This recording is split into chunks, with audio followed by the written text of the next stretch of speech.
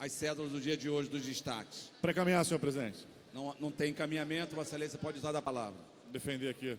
Senhor presidente, quero destacar a votação do destaque ao projeto de lei 2381A, de autoria nossa, né, meu mandato, Flávio Serafini, Cunivaldo Molim, Carlos Mink, doutor Julianelli Valdec Carneiro, que dispõe sobre a política estadual de apoio à agricultura urbana e da outras providências.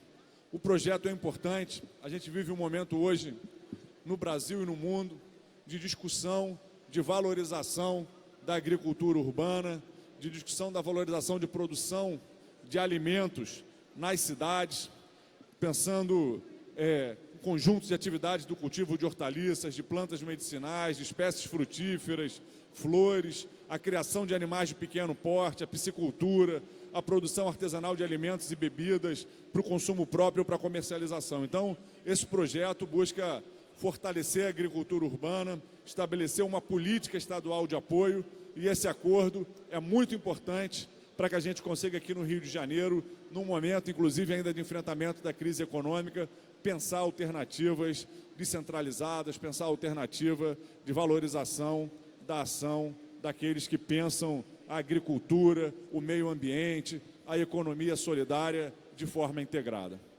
Senhor presidente, para encaminhar, senhor presidente, para encaminhar. Só chamar a atenção, nós estamos votando os 3 vetos. Isso. Eu entendi, o deputado Flávio falou do 2381, eu entendi. E a Fundação CCS que teve a compreensão de que isso faz avançar a democracia interna naquele órgão. Obrigado. Rapidamente. Deputado Senhor presidente, Flávio Serafini, um dos autores. rapidamente, ressaltar a importância desse projeto. A gente tem lutado para a gestão democrática ser uma realidade nas diferentes instituições do Estado do Rio de Janeiro. Esse projeto inclui a representação dos trabalhadores da CCERJ no seu Conselho Superior. Ele é fundamental. Esses trabalhadores são a memória, são a realidade concreta da construção cotidiana do CCERJ, tem uma importância hoje fundamental na produção de conhecimento, de ciência, tecnologia, na divulgação do conhecimento no Estado do Rio de Janeiro. Então, esse é um projeto que, ao consolidar a gestão democrática, melhora a qualidade da produção de conhecimento no Estado do Rio de Janeiro, melhora e fortalece as nossas instituições. Então, agradecer a todos os deputados e deputadas que votaram por esse projeto e parabenizar esses trabalhadores que constroem o CCERJ e agora vão poder fazê-lo de forma mais democrática. A presidência irá proceder à primeira chamada. Deputado Alexandre Freitas, Alexandre Quinoploc, Bruno Dauari, Carlos Macedo, Chico Bulhões, Daniel Librelon, Felipe Poubel, Gustavo Schmidt, Lucinha, Luiz Paulo, Márcio Alberto, Marcos Miller, Renata Souza, Rodrigo. Muito obrigado, senhor deputado Ferreirinha. Gostaria de convidar para fazer o uso da palavra o deputado estadual Flávio Serafini.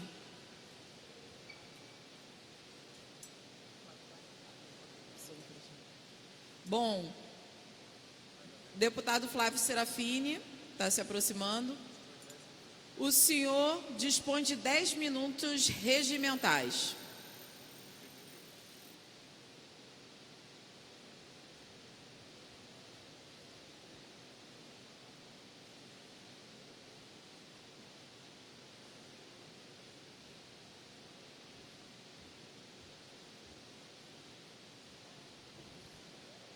Boa tarde, senhora presidenta. Boa tarde, demais deputados, demais deputadas. Hoje é o dia 28 de março, dia do assassinato do estudante Edson Luiz.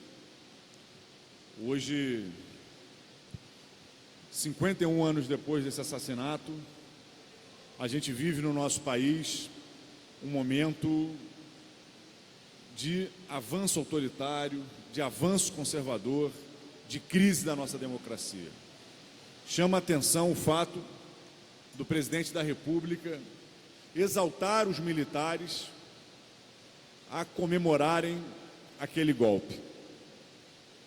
É fundamental que se entenda que num país que consolide suas instituições democráticas, os militares não compõem nenhuma espécie de poder moderador. o equilíbrio institucional tem como poder moderador, em última instância, a vontade popular e se reflete nas garantias constitucionais, no equilíbrio entre os poderes e no funcionamento pleno do Estado democrático de direito. A ideia de que cabe aos militares o papel de poder moderador e que, portanto, de que seria legítimo a sua intervenção na democracia é uma ideia que constrói as bases do pensamento autoritário em países de democracia frágil, como boa parte dos países da América Latina, em especial o Brasil. O presidente Bolsonaro, eleito pela maioria dos votos da população, deveria compreender o seu papel de presidente eleito, que desde que assumiu o governo, enfrenta uma crise atrás da outra, em decorrência das suas próprias opções. E deveria, portanto, não exaltar essas atitudes e pensamentos golpistas, porque o pensamento autoritário, quando ele cresce, ele é capaz de se voltar contra mesmo aqueles que o instigam. Então eu quero rechaçar, repudiar as declarações e defender a importância da Constituição de 1988 como marco de uma nova página na história do Brasil. Marco imperfeito. Vimos como ao longo desses últimos anos avançamos pouco na radicalização da nossa democracia, no fortalecimento dos instrumentos de participação da população nas decisões, na garantia dos direitos sociais, no enfrentamento das desigualdades, elementos que são fundamentais no seu conjunto para que a gente, de fato, tenha condições de viver numa sociedade plenamente democrática. Mas com todas as imperfeições, esse é o melhor regime que a gente tem conseguido construir, e a sua transformação tem que ser no sentido de ampliar os canais democráticos, de ampliar os canais de participação e empoderamento popular, de ampliar o combate às desigualdades, na garantia dos direitos da população trabalhadora, na garantia dos direitos do povo brasileiro. Não aceitaremos mais viver num país onde oficialmente se pratica a tortura, se pratica o assassinato em nome do Estado, se pratica toda forma de violência institucional. Essa continua sendo uma realidade que a gente enfrenta com o genocídio da população pobre. Essa continua sendo uma realidade que a gente enfrenta numa política de segurança pública que não consegue entender a importância da garantia dos direitos dos mais pobres. Mas quando os nossos governantes passam a exaltar a violência de Estado, quando os nossos governantes passam a defender a tortura e torturadores, quando os nossos governantes passam a rasgar os princípios da nossa Constituição, o que a gente vivencia hoje só se agrava e nos coloca, sem dúvida nenhuma, flertando com o obscurantismo, flertando com o autoritarismo, flertando com a possibilidade de vivermos novos momentos de radicalização no processo ditatorial no nosso país. Então, eu quero de forma bastante firme, nesse dia que é um dia de luta da democracia, um dia de luta dos estudantes, do movimento estudantil, de lembrança do que representou a ditadura empresarial militar no nosso país, rechaçar as declarações autoritárias, as declarações que exaltam o golpismo, dadas pelo presidente Jair Bolsonaro. E quero também trazer aqui a reflexão sobre a importância do movimento estudantil e a importância de garantir os direitos dos estudantes. A gente está num país onde pouco mais de 10% dos estudantes, dos jovens, adolescentes, somente conseguem acessar o ensino superior. Quase 90% estão fora das universidades. Quase 50% está fora do ensino médio. E a gente precisa ter uma política de trazer as nossas crianças, de trazer os nossos adolescentes, de trazer os nossos jovens e os nossos adultos para o nosso sistema estadual de educação, para o nosso sistema nacional de educação. E aí, pensar as condições de permanência dos estudantes nas instituições escolares é muito importante. Por isso, aqui nessa casa, no ano passado, a gente aprovou a ampliação do passe livre estudantil. E, infelizmente, essa semana, o governo do estado conseguiu uma decisão na justiça, suspendendo os efeitos daquela lei que nós aprovamos aqui nessa casa e que derrubamos o veto, transformando em lei, mesmo contra a vontade do ex-governador Luiz Fernando Pezão. É tarefa nossa, enquanto legisladores, enfrentarmos as causas que levam à evasão das crianças, dos jovens e dos adultos do ambiente escolar e do ambiente acadêmico. É tarefa nossa criar condições para que a população pobre possa permanecer estudando, possa construir uma perspectiva de futuro. E, sem dúvida nenhuma, o debate sobre o passe livre, o debate sobre assistência estudantil, o debate sobre alimentação escolar, o debate sobre educação integral, são elementos que devem fazer parte de uma agenda de garantia dos direitos da população pobre e de garantia do acesso à educação, ao conhecimento e à ciência e tecnologia no nosso país.